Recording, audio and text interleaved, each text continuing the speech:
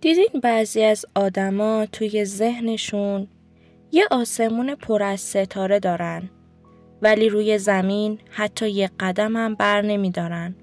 خب دلیلش چی میتونه باشه؟ 1. شکاف بین خیال پردازی و عمل.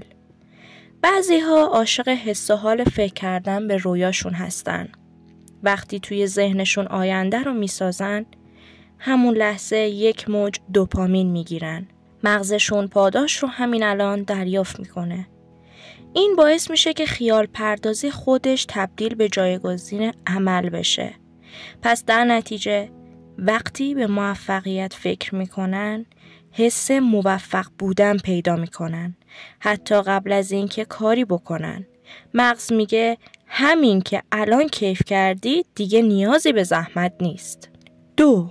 ترس از شکست و گاهی موفقیت. خیلی ها ناخودآگاه میترسن که اگه شروع کنن معلوم میشه اون تصویری که تو ذهنشون ساختن واقعی و بی‌نقص نیست. ترس از شکست یعنی این که با خودشون میگن اگه تلاش کنم و نشه چی؟ یعنی من به درد نمیخورم؟ ترس از موفقیت هم عجیب به نظر میاد. ولی بعضی ها میترسن بعد از موفقیت مسئولیت ها و انتظارات جدید بیاد و فشار بیشتر شه. این ترس باعث میشه ناخودآگاهشون کار رو عقب بندازن تا تصویر قشنگ رویا توی ذهنشون سالم بمونه. 3. نبود عادتها و ساختار. رویاها بزرگن ولی عملها کوچیک و تکراری‌اند. خیلی ها برنامه‌ای برای شکستن اون هدف بزرگ به گام‌های کوچیک رو ندارن.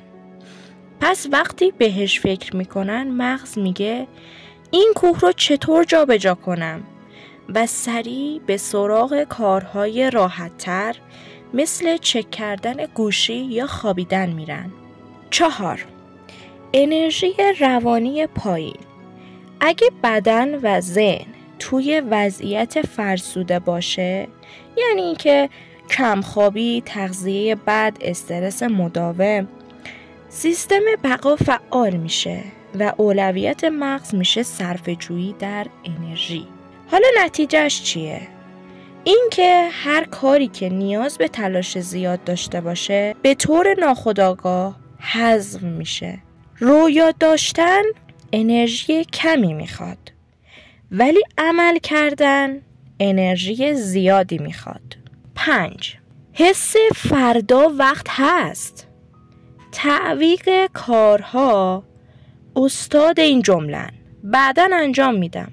مشکل اینجاست که بعداً هیچ وقت از راه نمیرسه، چون همیشه یک دلیل برای عقب انداختن پیدا میشه.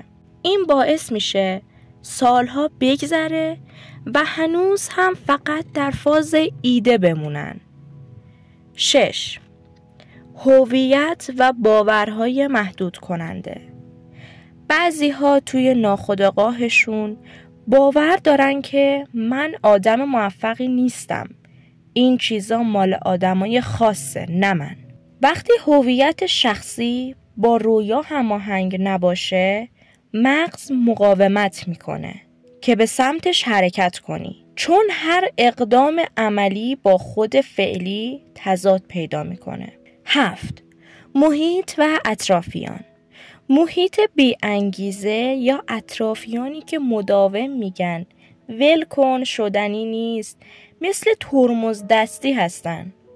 حتی اگه رویا خیلی بزرگ باشه، فضای پیرامون میتونه انگیزه رو کم کنه و آدم ترجیح بده فقط در ذهن خودش بهش فکر کنه.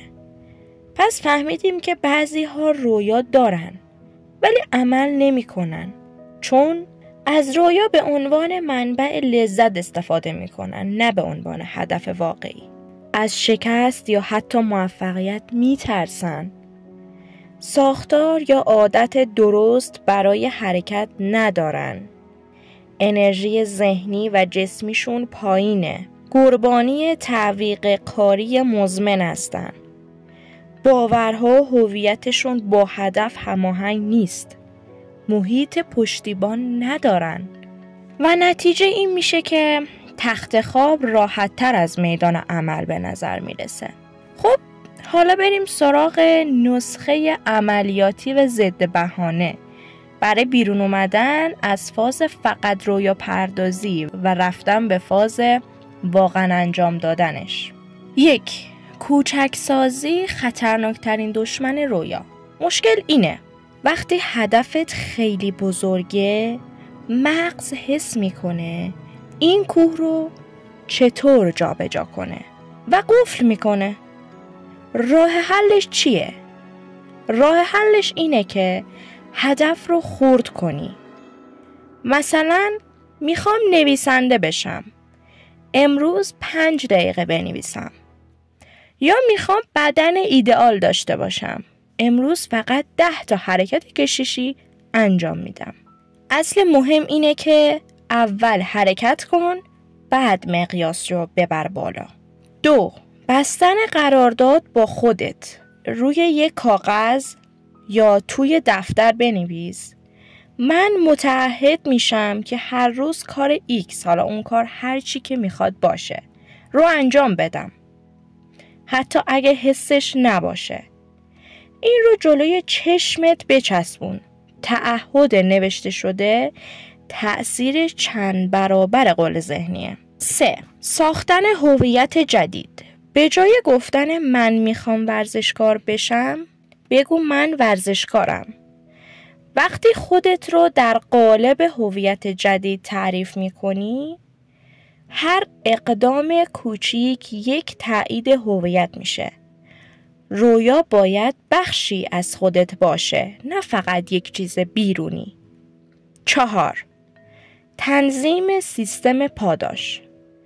بعد از انجام کار، حتی کوچیک، یه پاداش سریع به خودت بده. مثلا یه موسیقی مورد علاقه، یه خوراکی کوچیک مورد علاقه، یه آفرین بلند و مسخره به خودت توی آینه. ولی راستیتش اینه که شوخی نیست، اثر داره.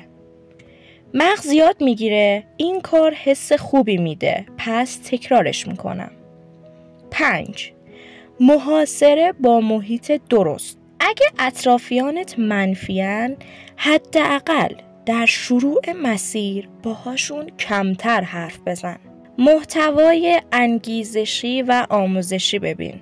با آدم‌های در حال تلاش معاشرت کن. حتی تغییر چیدمان اتاق، مثلا حذف موانع و گذاشتن وسایل کار در دید، میتونه اثر فوری داشته باشه. 6. شروع از زشت. منتظر کیفیت بالا نباش. اولین تلاش ها باید زشت، ناقص و خام باشن. شعارش اینه اول زشت بساز، بعداً قشنگش میکنیم. این باعث میشه ترس از شروع از بین بره. 7. استفاده از قانون 5 دقیقه. بگو فقط 5 دقیقه انجامش میدم. 90% مواقع بعد از 5 دقیقه ادامه میدی، چون شروع سخت‌تر از ادامه دادنه. 8. ردیابی پیشرفت. یک دفتر داشته باش که هر روز تیک بزنی. تیک زدن خودش حس پاداش میده و مغز رو به تداوم تشویق میکنه. 9. حذف گزینه خوابیدن روی هدف. وقت خاص برای عمل تعیین کن. مثلا هر روز 8 شب. تصمیم گیری رو به لحظه اجرا موکول نکن، چون اون موقع مغز دنبال بهانه میگرده. 10. جبران سریع لغزش ها. اگه یه روز جا افتاد، فرداش به هر قیمتی برگرد. این یه قانون ساده است. 2 روز پشت سر هم خراب نکن.